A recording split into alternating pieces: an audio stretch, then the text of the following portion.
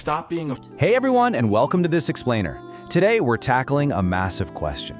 It's one that has sparked endless debate and, honestly, captivated people for centuries. Do our thoughts actually shape our physical reality? It's this wild concept that kind of bounces around between ancient philosophy, modern spiritual movements, and clinical psychology. So we're going to unpack exactly what the source materials tell us about how our minds interact with the material world. Here is our roadmap for today. We'll kick things off with the magic of thoughts, define what magical thinking actually is, explore the biology of belief, warn you about the dangers of materiality, connect thoughts, states, and actions, and finally, we'll learn how to really visualize. All right, let's jump right into part one, the magic of thoughts. This is that incredibly popular spiritual and New Age perspective suggesting our internal monologue has a direct, literal impact on the world around us. You might have heard a quote something like this: "Your mind is not just a repository of thoughts, it is the most powerful intergalactic transmitter." It's a pretty epic image, right? The idea here is that your brain acts like a giant antenna, radiating frequencies that literally rebuild the material world and force circumstances to align with whatever you desire. From this viewpoint, whatever you're thinking about right at this very moment is actively being constructed in reality. No pressure. Now, according to sources like the Yoga Journal, fulfilling these desires isn't just about wishing, you have to follow highly specific rules. For example, you have to formulate your goals super clearly and always in the present tense, acting as if they've already happened. You're also instructed to completely avoid negative words. So, instead of saying, "I don't smoke," you'd say, "I lead a healthy lifestyle." You've got to attach deep emotions to these thoughts, visualize all the tiny details, and then ultimately just let it go and release the desire into the universe. Which brings us nicely to section 2, what is magical thinking? Because it's absolutely fascinating how clinical psychology defines these very same manifestation practices. From a clinical and scientific standpoint, assuming your thoughts can directly manipulate external physical events is literally defined as magical thinking. And this is a pretty stark contrast to the spiritual promise of manifestation. You see, psychology views this not as some universal law, but really as a cognitive phenomenon. It's basically us incorrectly assigning a cause and effect relationship to our internal mental states and totally unrelated external events. But wait, it gets even more layered than that, because thoughts actually are material, just in a very specific biological sense. Let's move to section 3, the biology of belief. So the crucial takeaway here is that a thought isn't just some abstract invisible cloud floating above your head. As psychologist Albert Soffin points out, a thought is a tangible, physiological event. When you have an idea, it literally sparks an electrical impulse in your neurons and triggers a chemical reaction in your cells. It releases hormones like cortisol if you're stressed, or dopamine if you're excited. It literally changes your body's physical state in the present moment. And knowing that thoughts have this physical, material weight to them brings up a super common and frankly frustrating question. If thoughts are material, why do our fears and anxieties seem to come true way faster than our positive dreams? Well, you can blame evolution for that one.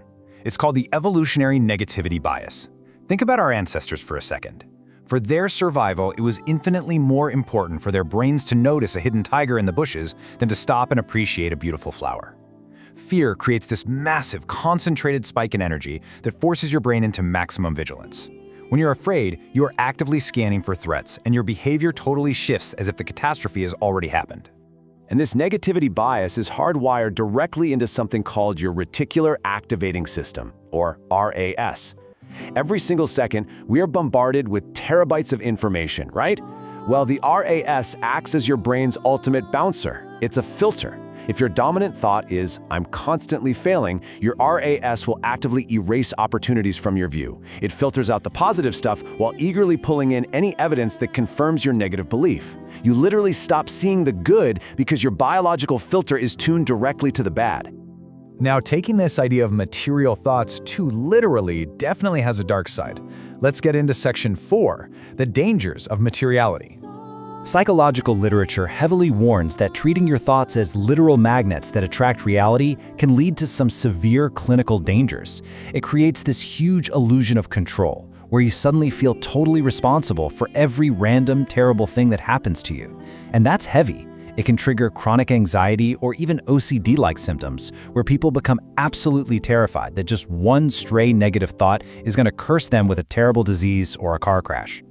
And that leads us right into the trap of toxic positivity versus realistic acceptance. Toxic positivity is when you force yourself to suppress your true feelings. It's forcing a smile and saying, "I'm perfectly happy," out loud, while your body is literally shaking with anxiety. It creates massive cognitive dissonance. Realistic acceptance, on the other hand, that means acknowledging you're anxious or upset, validating that feeling, and then deciding how you're going to act constructively anyway. Psychologist Albert Safin shares this fantastic, kind of hilarious anecdote to highlight the difference. He calls it the Snickers incident. He once bit into a cold Snickers bar and completely broke his front tooth. Now, if he applied toxic positivity, he would have stood in front of the mirror repeating affirmations about having perfect, unbreakable teeth, completely ignoring the chunk of tooth stuck in his candy. Instead, he used realistic acceptance. He allowed himself to feel totally frustrated, he didn't blame it on bad vibes, and he simply booked a dentist appointment to fix his reality through actual action. So, to avoid getting trapped by the fear of your own negative thoughts, it is absolutely vital to change your relationship with them. You have to step back.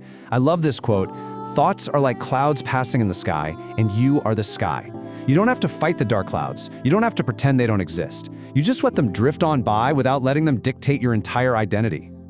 Okay, so how do we actually bridge the gap between our internal thoughts and external reality without falling back into magical thinking? Section 5. Thoughts, states, and actions. Science gives us a very clear, grounded behavioral chain reaction for this. It goes exactly like this. 1. Your thought creates a physiological state in your body. 2. That physical state, whether it's tension from fear or openness from confidence, dictates the choices you are able to see and make. And finally, your choice determines your physical action in the real world. Because of this, thoughts don't magically attract events from thin air. Instead, think of them as the architectural blueprint for your behavior. They change your social sensitivity, your posture, your tone of voice, and your readiness to act. When you focus intensely on a goal, you aren't magically summoning it to your doorstep. You're priming your brain and your body to seize the opportunities that will actually help you build it. Let's bring all of this together into a practical, psychologically sound framework. Section 6. How to really visualize. Now, activating all your senses to build a vivid mental picture of your goal is an incredibly powerful tool. Absolutely do that. But you have to watch out for a massive biological trap here. You need to be aware of what's called the dopamine advance. If you spend all your time just deeply enjoying the fantasy of success, your brain actually can't tell the difference between reality and imagination. It gives you a huge hit of dopamine, assumes the goal is already in the bag, and actively stops giving you the energy you need for real-world execution. You basically burn all your fuel while you're still parked in the garage. To successfully manifest your goals without falling into that trap, you have to visualize the obstacles just as clearly as you visualize the finish line. You need to plan for internal roadblocks, like your own laziness, fear, or bad habits. And you need to plan for external roadblocks too, like a lack of money, physical distance, or not having enough time. By literally planning out your responses to these specific obstacles ahead of time, you transform a passive, dopamine-fueled fantasy into a highly active, resilient strategy. And that leaves us with one final, provocative question to ponder as we wrap up today's explainer. Are you ready to take the physical, grounded actions required to actually build your reality? Or are you perfectly content to just dream about it? Thanks so much for joining me, and keep learning.